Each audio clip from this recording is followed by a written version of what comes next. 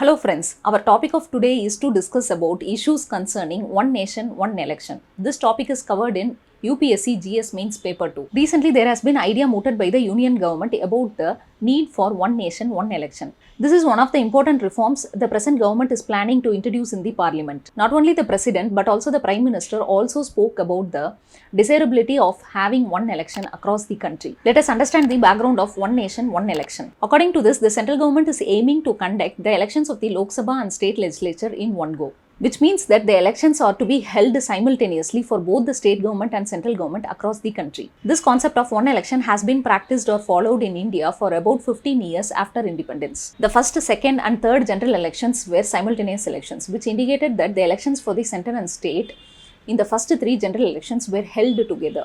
But this practice had to be withdrawn because of various reasons like invoking Article 356, defections and counter defections, etc. Let us see the benefits of having one nation, one election. This concept enables the government to be in the election mode just for once in the span of 5 years, and the rest of the time could be used to focus on the governance. The continuous elections in the one part of the country or the other paralyzes the government. When the elections are announced, model code of conduct come into play, which means that no new policy decisions can be taken during election time. This aspect affects the governance. One of the main reasons for the political corruption is frequent elections. The Election Commission has indicated that enormous amount of money spent by the political parties only during election phase. The frequent election also increased the expense incurred by the Election Commission. This expense can be reduced by conducting the simultaneous election. Holding elections at a specific period could possibly reduce the horse trading by elected representatives. Frequent elections also lead to governments taking policy decisions to win over people by giving freebies. This could be controlled by conducting one nation, one election. Let us see the challenges associated with one nation, one election. According to Article 83 and 172 of the Constitution, the tenure of the Lok Sabha and state legislative assemblies are guaranteed for 5 years unless dissolved under special circumstances. If so, what would happen if the central or the state government collapses in mid-tenure?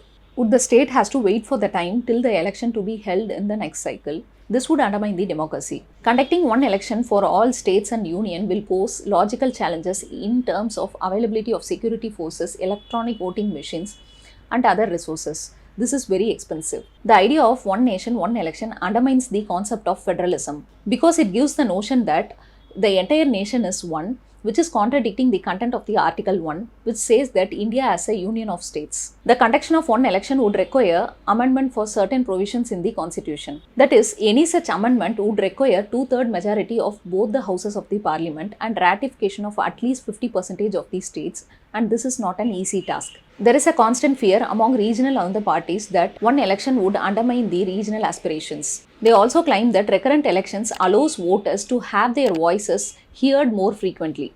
The Niti Aayog shows that the cost of conducting all states and parliament elections in a 5-year cycle work out to be equivalent to ₹10 per voter per year. The Niti Aayog says that when the elections are synchronized, the cost becomes ₹5 per voter per year. So amending the constitution to save ₹5 for every voter would not be a good idea. Let us look into the path forward. The first and foremost thing which is required is to build consensus among all political parties about the need and the feasibility of the simultaneous elections. This could be done by conducting dialogues, consultations and deliberations. Conducting simultaneous elections requires huge infrastructures like electronic voting machines, voters verification papers, polling booths, security personnel, etc.